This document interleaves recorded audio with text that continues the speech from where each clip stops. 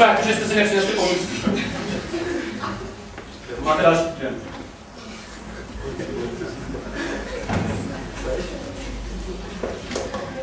Jsem tady dostal ty písemky. Si představte, že někdo neumí ve čtvrťáku ani vzorec polyetelen v talátu. Tak ti lidi tady nemají na tom gimblu vůbec co dělat, si myslím. Si to rozdejte.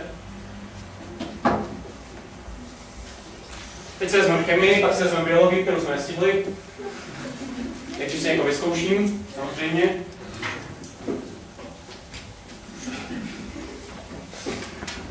Tak tabuli třeba alt.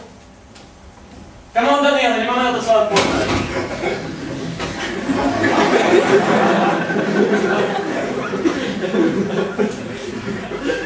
Odhrň si tu zásmělání, na to vidím do obličeje. Tak, Daniele, napiš mi vzorec alkoholu.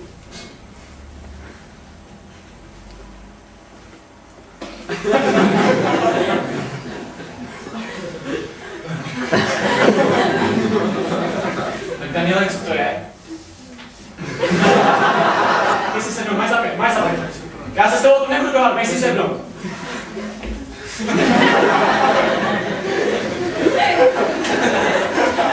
Vy to asi nechápete, že tam vzoreček. Si to ukážeme názorně. Ty a ty, pojďte sem. Pojďte sem. Honem.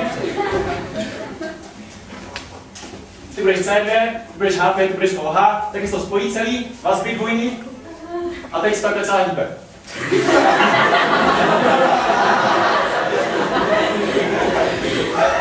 Je to doufám jasné, teď běžte si.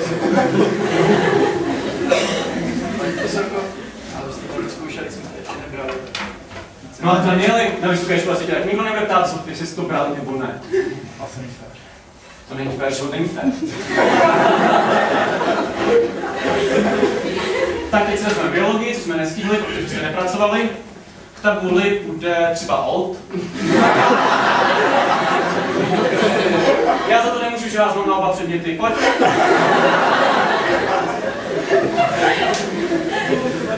Tak Danieli, řekni mi, jaký je rozdíl mezi papratkou samičí a kapradí samec. Samičí je žena. Daniel, přešloupni si. Stojíš si na vedení. Co neříkala přece? Papratka samičí, to je ženské pohlaví. No, my ženy to máme v životě složitý. Pojď